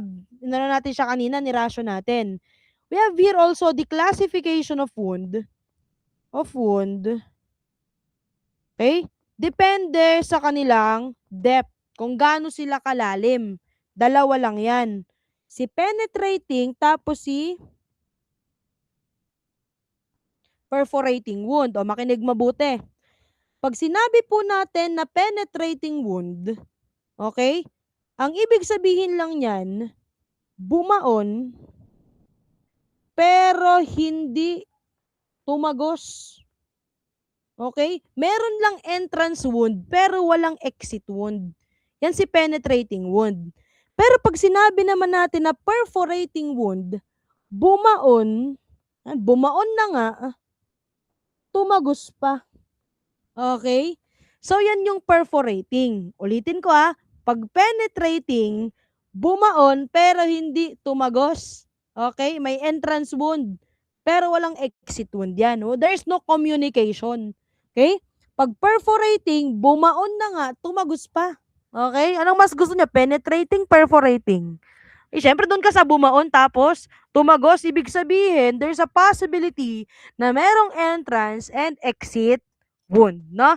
Those are the classification of wound as to their depth. Okay? Penetrating at saka perforating. Okay. So, yun lang. Joke lang. Number 22. Tuwan-tuwa naman to pag mga ganung bagay. Tuwan-tuwa. Okay, number 22. What is described as the extravasation of blood resulting in a lump under the skin?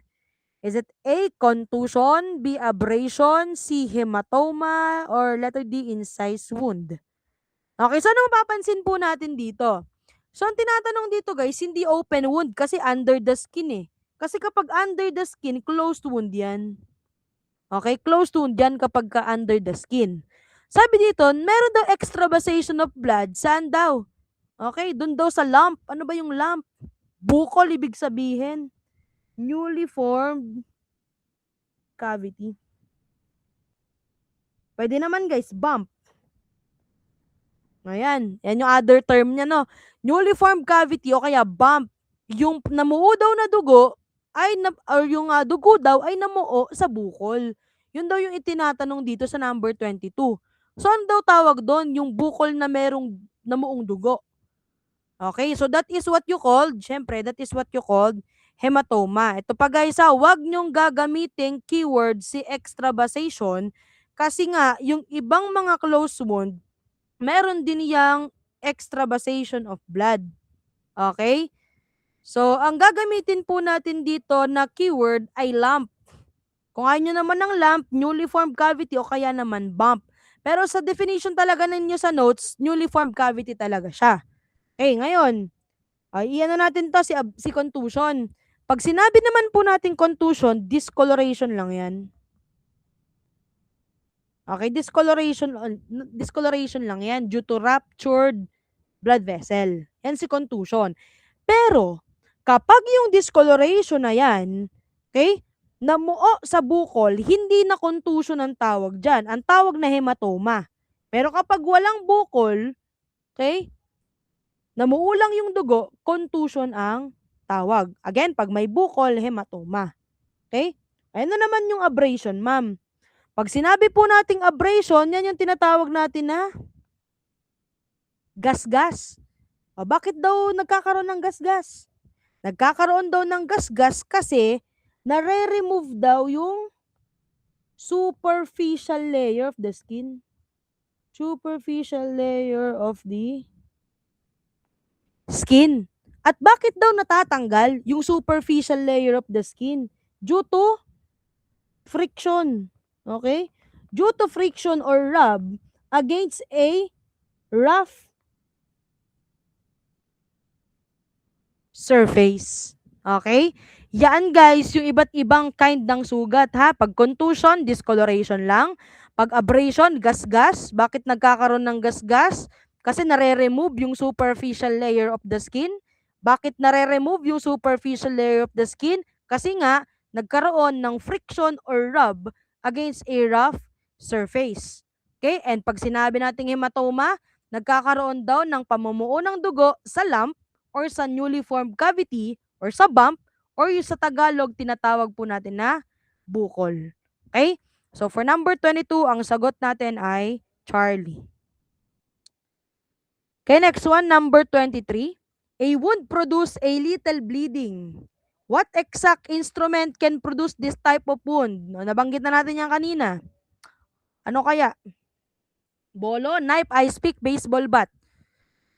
Okay, kapag ba hinataw ka ng baseball bat, maliit lang ba yung sugat mo? O syempre, hindi. Okay, imagine mo, hatawin ka ng baseball bat, maliit lang yung sugat mo, swerte mo naman. Okay, kapag ba ikaw ay pinagsasaksak ng kutsilyo, maliit lang yung sugat mo? Syempre, hindi. Okay. So, alin kaya dito yung nagpo-produce lang ng little bleeding? Bolo or ice pick? Okay, syempre, ang sagot natin dito ay, yes, Charlie, ice pick. No? Yan ang nagpo-produce ng tinatawag po natin na punctured wound. Little lang ang bleeding, pero malalim po ang injury. Okay? That is for number 23. Next one, number 24. A person receives a blow to the left temple resulting in a bruise on the opposite side of the head. Which term describes this injury? So we have here classification of wound as to the site of the application of force. Okay? Alam na alam nyo to. Si Ku injury, Contricu injury, Ku Contricu injury, locus minoris resistentia, and extensive injury. Ayan. Pag sinabi natin co-injury, kung saan mo tinamaan, doon mo makikita yung injury. Okay? Kung saan mo in-exert yung force, doon mo makikita yung injury. Pag sinabi naman natin contrico-injury, okay, hindi mo makikita doon sa mismong area na pinag-inflictan mo ng force. Makikita mo doon sa opposite side. Okay? Pero pag sinabi natin co-contrico injury, makikita mo daw yung injury doon sa may site of application at makikita mo rin yung injury doon sa may opposite side. Ibig sabihin, dalawa yung magiging injury kapag co-contrico injury.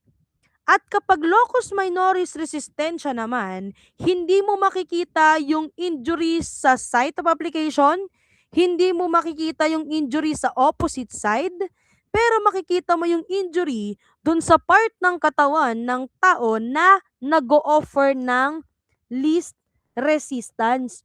Ibig sabihin, yung mga vulnerable part or sensitive area of the body, dun mo makikita yung result po ng ba't tumatawa naman? Doon mo makikita yung injury, no? Wala sa opposite, wala sa side of application of force. Okay? Pag sinabi naman nating extensive injury, guys, it involves greater area. Okay? Beyond the site of application of force. Ibig sabihin, mas malaki yung naging injury na pag extensive injury. So that is co-injury, contrico-injury, co-contrico-injury, and locus minoris resistentia, and extensive injury. So balik tayo sa question. Ang sugat daw or injury ay makikita sa opposite side. Therefore, that is what you call contrico-injury. And last number for the first subject. Last number 25. A patient shows no heartbeat, no breathing, and no brain activity despite complete resuscitation efforts. Which kind of death is this? Ano kaya? Wala daw heartbeat, wala daw breathing, wala na daw brain activity. Ibig sabihin, sa madaling sabi, hindi na nagfa-function yung yung tripod of life. Anong sabi natin kanina? Kapag hindi na nagfa-function ang tripod of life, ang involved na dyan ay systematic debt. Okay? So, ayan guys, no, yung important topics natin sa SCI-1. So, yung mga diniscuss natin na yan yung mga dapat po nating i-master, no, sa may subject po na yan. So, ngayon, lipat tayo sa kabilang subject naman, no? We have the intro to cybercrime and environmental laws. Okay? Palitan naman tayo. Ayan, sagot. Which of the following is not considered as computer-related offenses? So, 'di ba sa RA 10175, meron po tayo dong iba't ibang mga offense. Okay? At yung mga offense na yon ay nakakategorize po natin into three. Meron tayong tatlong categories doon. So, ano ba yung mga categories doon? Isa-isahin po natin. We have the CIA. Okay, we have the offenses against confidentiality, integrity, and availability of computer data or and systems also. Again, ba, ang pangit naman ng sulat ko. Okay, yan. CIA. Tandaan kapag CIA, offenses against confidentiality, integrity, and availability of computer data. CIA ang tawag doon, CIA triad. Okay, at ang part po nung first category po natin na yan ay ano-ano ba yung mga offenses dyan? So, check natin yung mga offenses sa CIA. We have the illegal access. We also have the illegal interception.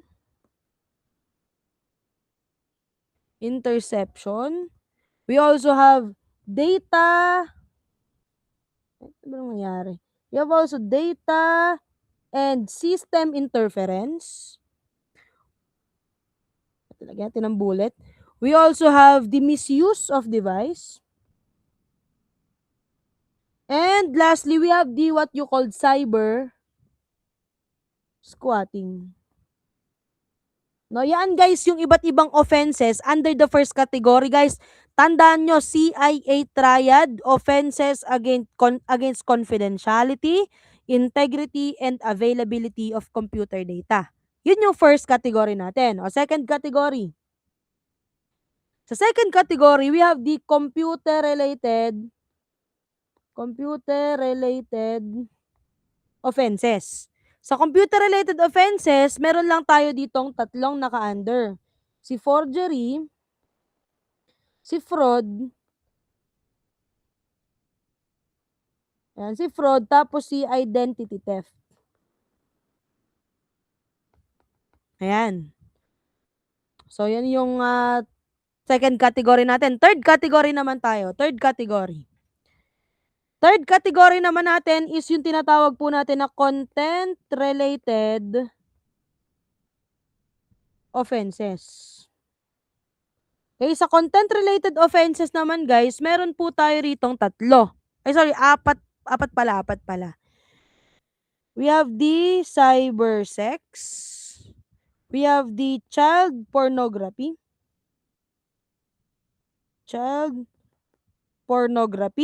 We have the unsolicited commercial communication.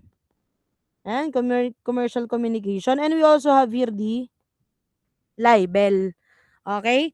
So yan guys, yung tatlong category natin under 10175, yung mga cybercrime offenses.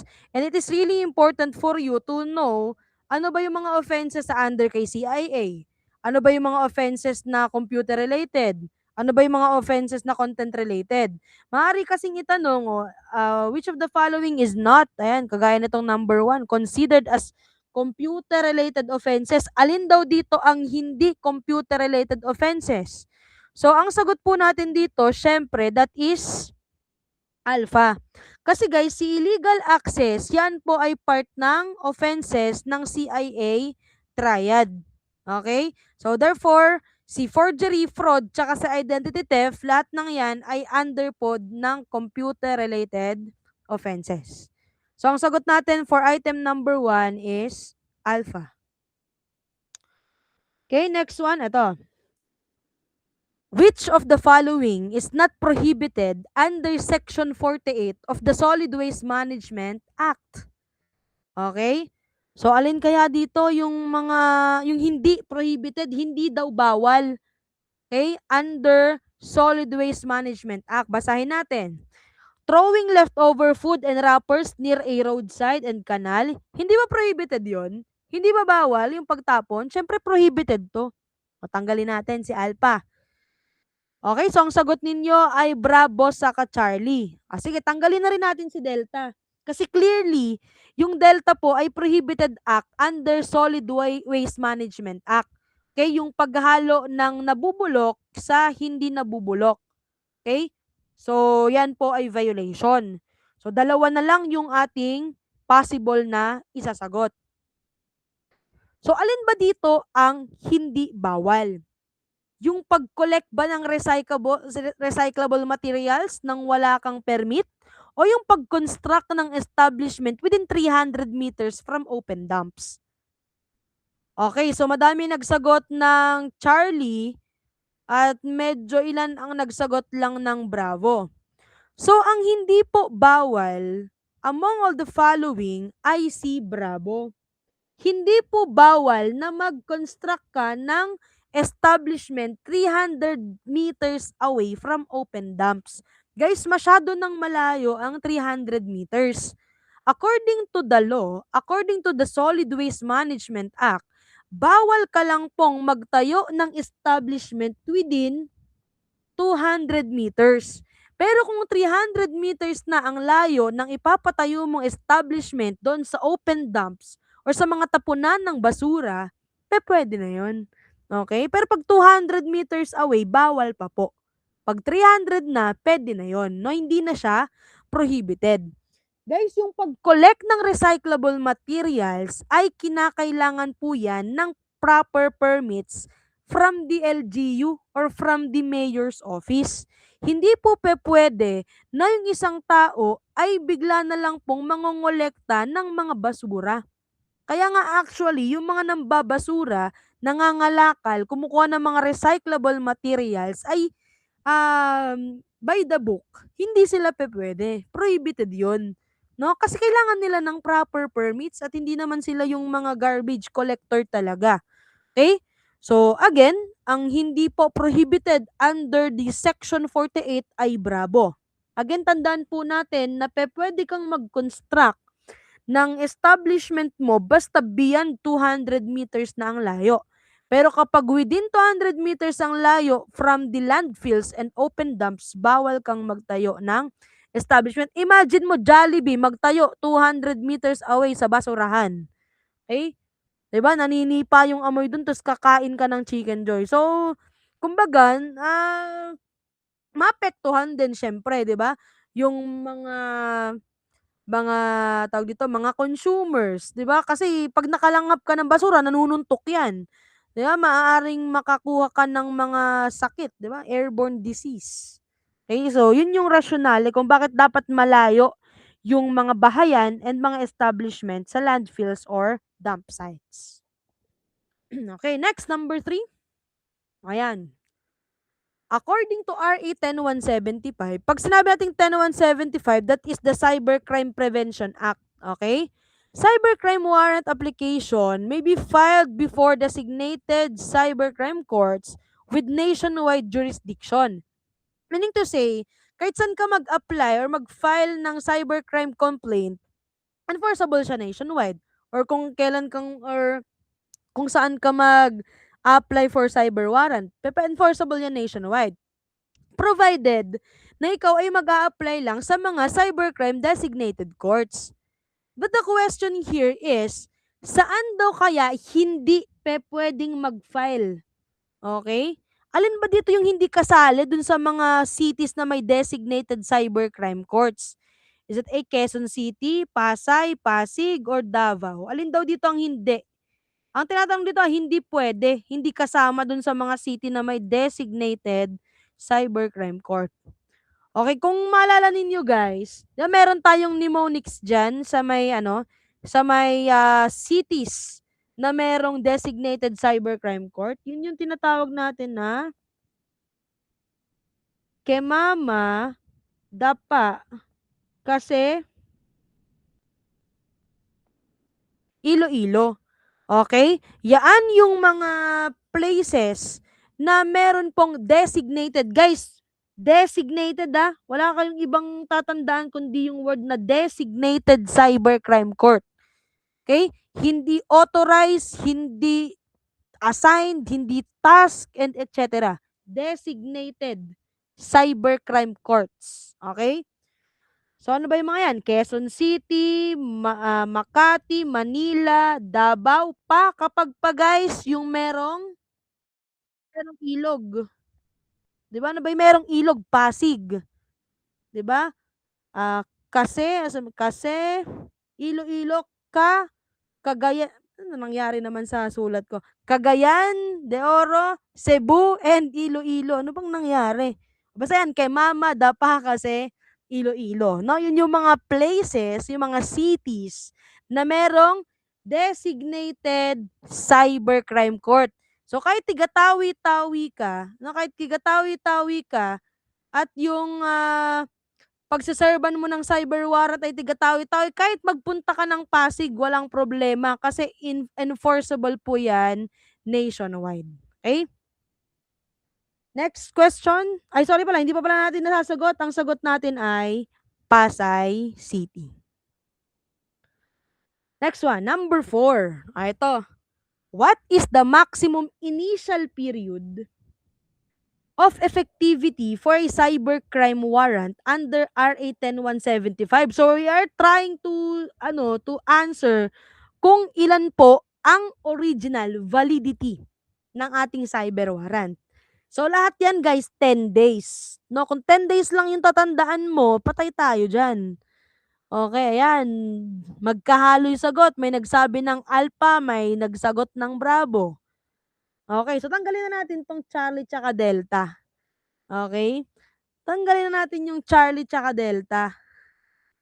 Kasi isa lang naman sa Alpha saka Bravo ang sagot dyan. It's either receipt or issuance. Ano kaya?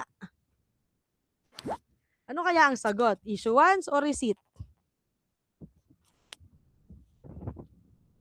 Okay, so di talaga iisa yung sagot ninyo, ano? So ganito yan guys. 'Di ba ang sinasabi ko sa inyo, kapag ka cyber warrant tsaka search warrant, pareho yan ng validity.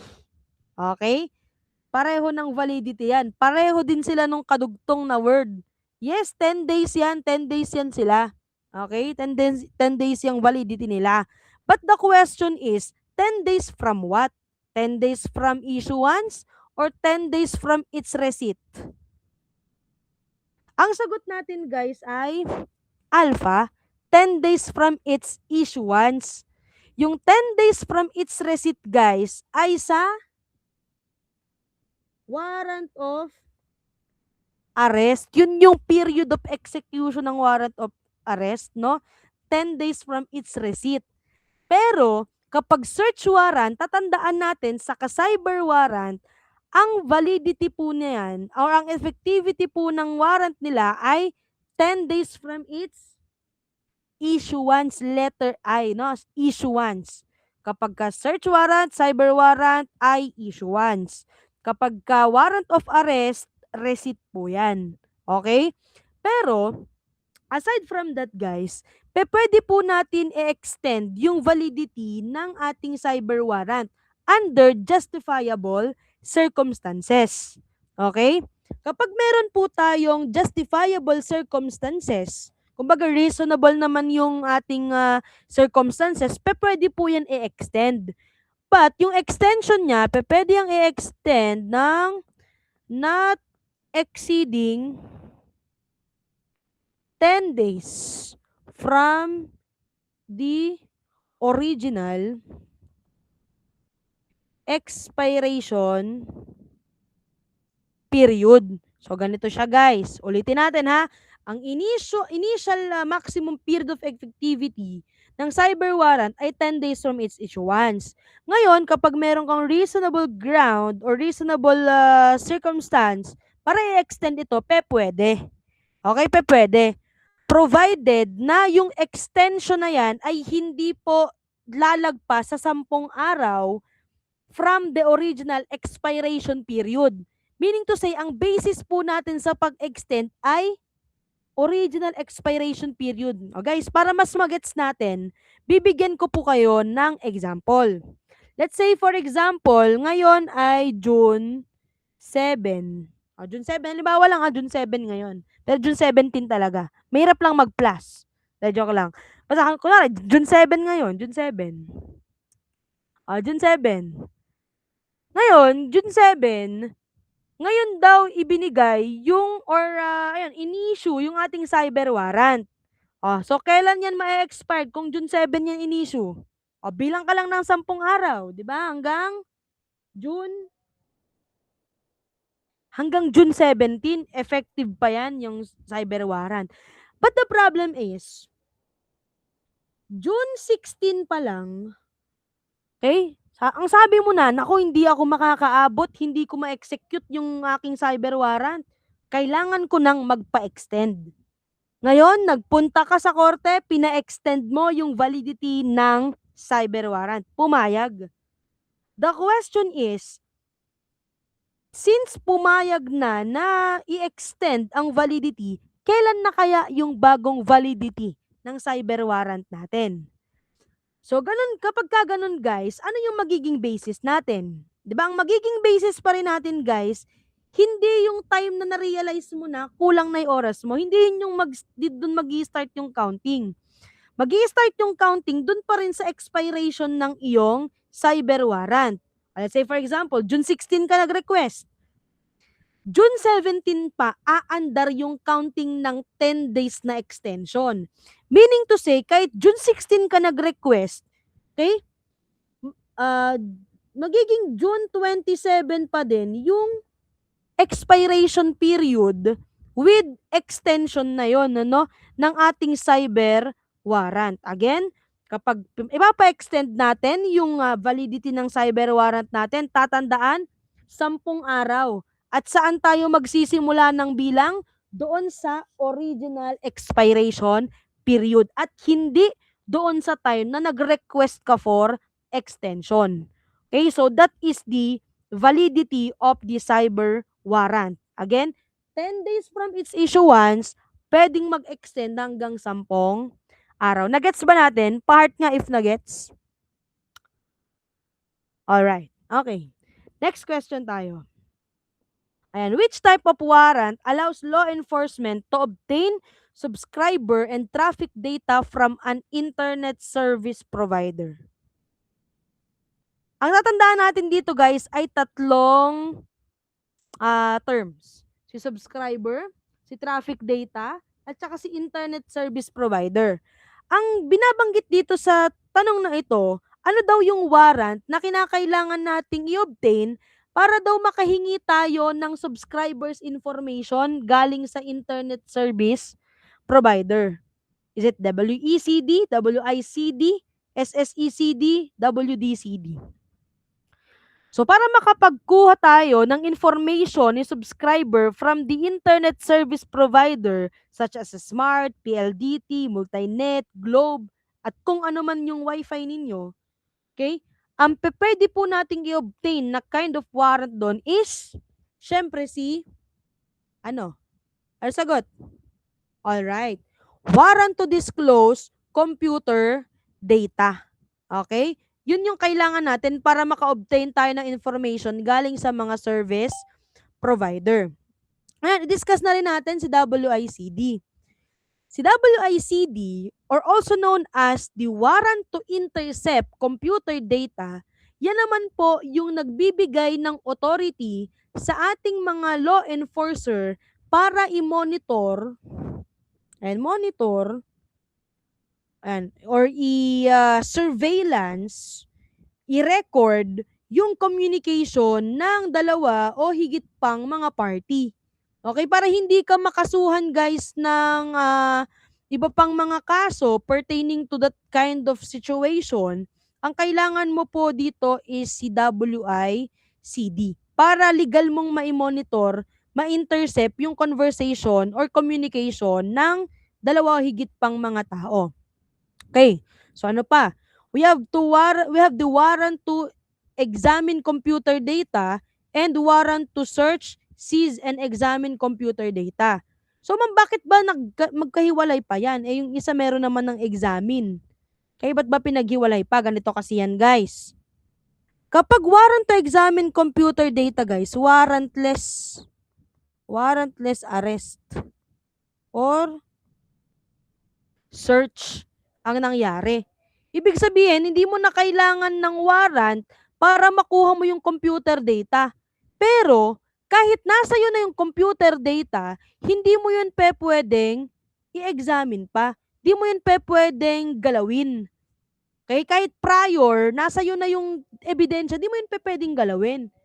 So, para mabigyan ka ng authority na galawin at examine yung nakuha mo na computer data due to warrantless arrest or search, ang kailangan mo na lang na i-secure ay si warrant to examine computer data. Pero, kapag ka po hindi mo pa nakuha yung ebidensya by virtue of this kind of situation or circumstance, kumbaga wala pa talaga sa'yo yung computer data, hahanapin mo pa lang, ito yung kailangan mong i-secure. Si warrant to search, seize, and examine computer. Kumbaga ito, all-in-one na to. But the problem kasi dito sa letter C, wala pa sa'yo yung computer data. Pero kay letter A kasi, nasa iyo na. Ang kailangan mo lang gawin, i-examine mo lang. Okay? So yan guys, yung iba't ibang mga cyber warrant na meron po tayo. Okay? So, ang sagot natin dito sa question number 5, para daw po mabigyan ng authority yung law enforcers na maka-obtain ng information galing kay service provider ay, ayan, WDCD. Warrant to disclose computer data. Okay? Next one, number 6. A town wants to implement a waste segregation program which law provides guidelines for proper waste disposal and recycling. O ano daw kaya dito yung batas na yun? Ano kaya yung batas? Guys, may lumalabas ng batas-batas kaya dun sa may pagre-review niyo guys, paki-include na din yung iba't ibang mga batas pertaining to environmental laws, no? Possibly kasi baka may maitanong lang. Okay? So, meron tayo ditong RA 7586 which happened na hindi po kasama, no, dun sa na-toss natin. Kasi ito po yung National Integrated Protected Area System. So, hindi na natin siya scope. Hindi na yun kasama. 7586. Okay. So, ano ba Republic Act number 9003? O, si 9003, guys, yan yung Ecological Solid Waste Management Act. Management Act. Ayan siya ha, si 9003. Si 9275 naman guys, yan naman yung tinatawag natin na Philippine Clean Water Act. Okay. At si 9147 naman guys, yan naman po si Wildlife Resources Conservation and Protection Act. Ano ba yung tinatanong natin? Ano ba yung tinatanong? Guidelines daw sa tamang pagtapon at pag-recycle ng mga waste natin. Therefore, syempre, obviously, kaya wala naman sigurong basu-basura sa wildlife, di ba? Kasi ang focus doon, mga hayop-hayop. Sa Philippine Clean Water Act, mga tubig-tubig. So, alin ba ditong nagsasabi lang ng basu-basura? Ang focus lang dito sa basura is syempre si RA 9003. No, si Ecological Solid Waste Management Act. Pero kapag sa water quality guys, ang focus, nyo naman yan agad makukuha nyo naman agad yan kasi talagang may distinction naman yung mga batas. Pag Philippine Clean Water Act, syempre ang focus natin dito is i-protect yung water quality, no, ng bansa natin. And yung 9147 naman, ang purpose niya naman is para maprotektahan hindi lang yung mga endangered species, hindi lang yon, hindi lang yung mga vulnerable species, but also yung mga threatened species. Okay? So, ang sagot natin dito guys, pertaining to waste disposal ay RA 9003, Ecological Solid Waste Management Act. Okay, next one. A fisherman is caught using cyanide to catch fish in a marine sanctuary. Under which law can he be penalized? Gumagamit daw ng cyanide. Guys, yung cyanide, guys, yun yung lason. Ang ginagawa nila kasi nila dito is um nilalason po nila yung mga malapit sa bahay ng isa sa mga coral para mabulabog yung mga isda at saka lumabas. Okay? Ang problema kasi, illegal fishing kasi yan kapag gumamit ka ng lason or cyanide. Hindi lang mga isda yung maapektuhan kapag dyan. Okay, so ano kaya yung batas na nagbabawal po dyan? That is Alpha, Bravo, Charlie, or Delta. Okay, so may nagsagot ng Charlie. Parang lahat kayo ang sagot nyo ay Charlie. May nagsagot ng Alpha, may nagsagot din ng Bravo. Okay, so ganito yan guys. Erasyo natin. We have here RA 8550 or what we call the Philippine Fisheries Code. Okay, Philippine Fisheries Code. That is 8550. Okay? Yung RA 9513 naman guys, although hindi naman sakop ng topic naman natin ito naman yung Renewable Energy Act. Kahit di nyo na yan basahin si Renewable Energy Act kasi hindi naman yan part ng ating topic. Para mairasyo lang din natin. Si RA 6969 naman guys ay sa toxic substances yan. Substances. And Hazardous Nuclear Waste Control Act of 1990. Siya yun, no? Si RA 6969. Si 9752 naman, ito naman, or 9072 naman, ang purpose naman ito guys is yung sa mga caves, no? Yung pagprotekta sa mga kuweba. Na hindi na rin naman natin ito focus, itong dalawa na to. So dalawa na lang yung sagot natin. Ano bang nakalagay dito sa may tanong? Gumamit daw ng cyanide sa panghuhuli ng isda. Kapag guys, ang ginamit lang natin na keyword ay cyanide, talagang maisasagot natin si 6969. Iba po si 6969 kay 8550. Ang focus ng tanong natin guys is kung papaano nang huhuli ng isda. 'Di ba gumamit ng lason? So that is under 8550. Okay? Sa Philippine Fisheries Code guys, dito nililimit yung paghuhuli po ng isda gamit yung iba't ibang mga illegal na pamamaraan. Halimbawa, paggamit ng lason, paggamit ng dinamita, muroami, paggamit ng maliliit na net, 'di ba? So yan yung mga pinagbabawal sa RA 8550. Ano naman yung 6969? Sa 6969 naman daw guys, ang focus dito ay pagtatapon po ng mga hazardous waste. Okay, yung mga toxic waste. Yun naman yung focus nila dito at hindi po involved dun yung panghuhuli ng isda. Okay? Again, pag panghuhuli ng isda, 8550. Pero kapag pagtatapon po ng mga toxic chemicals, hazardous waste, that is RA 6969. Okay? So, ang sagot natin dito, gumamit ng cyanide sa pangingisda, that is RA 8550. Next one. Which Philippine law is known as the Clean Air Act? So, dito yung Clean Air Act. Okay, 9003 kanina is, na natin yan, nabanggit na natin yan. So, syempre, hindi mo na yan isasagot. Okay. 7586, hindi mo na rin yan isasagot kasi syempre, nabanggit na yan kanina. Dalawa na lang. 9275 or 8749? O sige, 9275 or RA 8749. Alin kaya dito? Ang Philippine Clean Air Act. Okay, may nagsagot ng Bravo, may nagsagot ng Charlie. Kanina actually, 'di ba, narasyo na rin natin ano ba si 9275. So si 9275, guys, wag kayo malilito. Pag 9275, Philippine Clean Water 'yan. No? Water po 'yan. Pagka 9275. Si 8749, ano bang nangyari? Philippine Clean Water. Ayan. Pero si 8749, yan naman po yung tinatawag natin na Philippine Clean Air Act. Tatandaan nyo lang, magkasunod lang yan nung sa may seatbelt. Diba yung sa seatbelt, 8750, if I'm not mistaken. Kapag 8749, Philippine Clean Air Act. Okay? So, dito sa 9275, ang pinoprotektahan natin dito ay the water quality.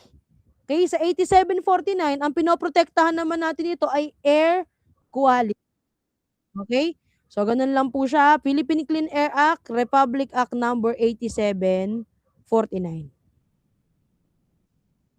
Okay, next one, number 9. Ayan. Within how many days must law enforcement notify the parties after intercepting their communication? Guys, kung di nyo pa nababasa yung rules on cyber warrant, basahin nyo na kasi andito lang din naman yon. Andun lang naman to. Okay, so sa warrant to intercept kasi guys, hindi lang pwede na basta intercept mo, yun na. Hindi pa pwedeng ganun yun. Okay? So ito, i-discuss muna natin kung paano ba yung gagawin natin.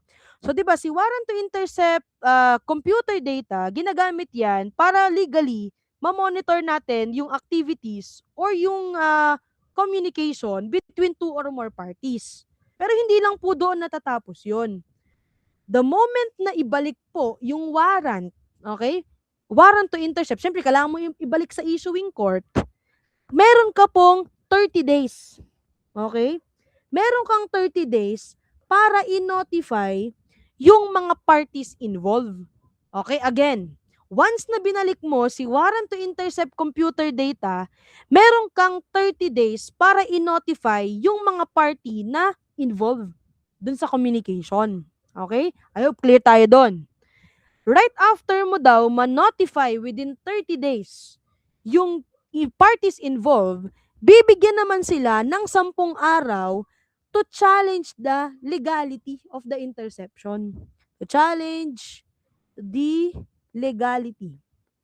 Yan, 10 araw, no, para ma-challenge ang legality ng interception.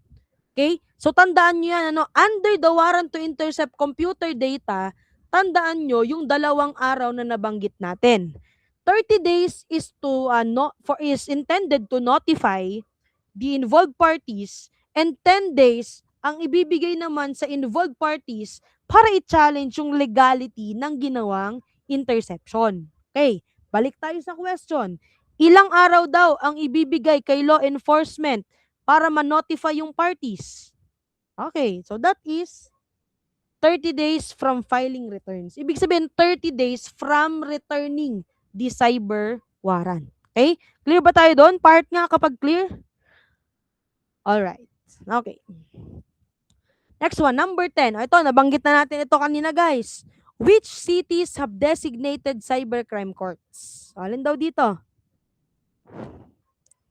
Alin daw dito? At bakit kayo nagsasagot ng Alpha? Kasama ba doon yung Pasay? Kasama ba doon yung Pasay? Ayun sinasabi ko sa inyo. Quezon Province din yan, o Quezon Province. Sinasabi ko sa inyo eh. Ayan, nakita lang yung Quezon, Manila. May Marikina pa doon. O may Marikina ba tayong binanggit? Bibili ka ba ng sapatos? Okay, so ang sagot natin dito ay, syempre, Bravo, Quezon City, Manila, Makati, Davao, Pasig, Cagayan de Oro, Cebu, Iloilo. Excited na excited kasi magsisagot ang mga tao na ito. Okay. Sige, number 10, Kemama Dapa kasi Iloilo. Baka naman ganyan ang gawin nyo sa exam. Nakita nyo pa lang yung Quezon, puro Quezon lahat yan. Nakita nyo pa lang yung Quezon, may nagsagot na agad kayo. Okay, so tingnan nyo mabuti. Okay? Sayang, matatama na kayo. Mali pa tuloy. Sige. Sagot natin sa number 10 ha, Bravo. Next one, number 11. Ito, one registers a domain name that is almost identical to a well-known registered trademark. He has no right to the name and plans to sell the domain to the trademark owner for profit. Which cybercrime is illustrated in this situation? Ano daw ginawa ni Juan? Ginaya niya daw yung domain name ng isang kilalang trademark. Okay? Halimbawa, 7-Eleven, ginawa mong 7-Evelyn at ang purpose mo is to mislead and to profit from that, okay? Ano kaya yung cybercrime na ginawa mo? Anong cybercrime na nakomit mo? Alright, very good. Ang tawag doon kapag nag-acquire ka ng domain name na kagaya ng isang kilalang trademark, ang nakomit mo ay cyber squatting. Kinakailangan guys in bad faith at ang purpose mo or motive mo is to mislead, to profit, or to destroy the reputation of that particular business. Okay? So, pag identity theft naman guys, obviously, ang ninanakaw dito ay mga personal information. Online fraud, syempre, pangloloko, pang-deceive. At pag sinabi naman natin guys na illegal access, without right, inopen mo daw yung device ng isang tao. Diba? Without authorization, inaccess mo yung device ng isang tao. Okay? Next one, number 12. Carlos creates and sells a computer program designed to bypass security systems so it can be used to illegally access computer networks. He has no authority to distribute or use such software. Which cybercrime is illustrated in this scenario? Alright, very good. That is misuse of devices. Kapag nag-create ka ng program, nag-create ka ng device, nagbenta ka ng password para mag-commit ng cybercrime, ang ikakaso sa'yo guys ay misuse of devices. Okay? Again, nagbenta ka, nag-create ka ng program or even device na magagamit to commit cybercrime. Ang involved dito na prohibited act ay misuse of device. Ngayon, i-discuss muna natin si data interference tsaka si system interference. Ayan, system interference. Pag sinabi nating data interference, ang dinamage mo guys, tanda na, ang target mo dito ay computer data. Kaya halimbawa, gusto mong i-delete yung picture yung video, yung file. Okay? Dinilit mo. Ang tawag doon, data interference. Pero hindi lang siya bounded sa pag-delete, guys. Pwede naman, sinira mo. O kaya naman, inalter mo. Halimbawa, si Miss Tamayo, estudyante ko yan, di ba? Ang binigay ko sa kanyang grade ay 2. Halimbawa, ayaw niya ng 2. Sabi niya gano'n, papalitan ko to, gagawin ko tong 1. So, anong ginawa niya? Data interference. Bakit data interference? Kasi ang target niya ay computer data. Files ang kanyang target. Pero, kapag system interference naman guys, functioning na mismo ng computer of a computer. Ibig sabihin, ang target mo na, hindi lang yung data, hindi lang yung file sa computer. Ang target mo na mismo ay yung device mismo. Sisirain mo yung maayos na pag-function ng computer. Halimbawa, sino ba yung pwedeng... Si Mr. Esquivel. Si Mr. Esquivel, galit na galit halimbawa sa akin. Ang ginawa, nilagyan ng virus yung laptop ko, hindi na gumana, naglalag na. Nangitim na, nag-shutdown na lang bigla. Ang tawag doon ay system interference. Bakit? Ano bang target ni Mr. Esquivel? Yung pag-function mismo ng computer ko. Pero kapag ang ginawa ni Mr. Esquivel, dinilit na lahat ng PowerPoint ko sa aking laptop, that is just data interference. Kasi ang target mo lang, computer data. Pag system interference, yung mismong device. Nagkakaintindihan tayo? Nagkakaintindihan? Okay. Next one, number 13. Konti na lang. I think 2 item na lang ito. Which of the following acts demonstrate poaching in Philippine waters? Ano ba yung poaching? Ano yung poaching? Is it A, foreign fishing vessel enters Philippine waters? B, a Filipino fishing boat catches tuna in Philippine waters? C, a foreign tourist observe Philippine waters from a private yacht? Letter D, a local corporation fishes in Philippine waters with a valid permit. Alright. Sige, tamang sagot nyo, that is alpha. Guys, tandaan nyo, pag sinabi nating poaching, ang nakakakomit lang nito ay mga foreigner. Okay? Yung mga may-ari lang ng foreign fishing vessel. Kapag nangisda sila sa Philippine water, poaching ang tawag. And eto pa guys, prima facie evidence ng poaching kapag pumasok ang foreign fishing vessel sa Pilipinas. Okay? Kapag pumasok ang foreign fishing vessel sa Philippine water, prima facie evidence na yan ng poaching. Kahit hindi mo makot in the act na sila ay nangingisda. Okay? Kahit pumasok lang sila, poaching in Philippine waters. Okay? Next one, number 14. Last two. A cybercrime court issued a warrant authorizing law enforcement officer to intercept and seize specific computer data. After executing the warrant, the officers failed to file the required return within the prescribed period and did not turn over the seized items to the court. Which legal consequence may the officer face under the rule on cybercrime warrant? Ano sagot? Alpha, Bravo, Charlie, or Delta? Eliminate na natin yung Charlie saka yung Delta. Walang ganyan sa rules on cyber warrant. Okay? Walang administrative case na naka-indicate doon. Because that is too broad. Okay? Masyado siyang broad. Okay? So, dito tayo. Ano bang sinabi sa ano? Ano bang sinabi dito sa question kasi? Sabi dito, after daw executing the warrant, hindi daw ibinalik ni officer. Ano daw kaya yung pwede nating ikaso kapag hindi nagbalik ng cyber warrant? Okay. Kapag hindi nagbalik ng cyber warrant, tatandaan nyo lang guys, ang nakomit niya ay contempt.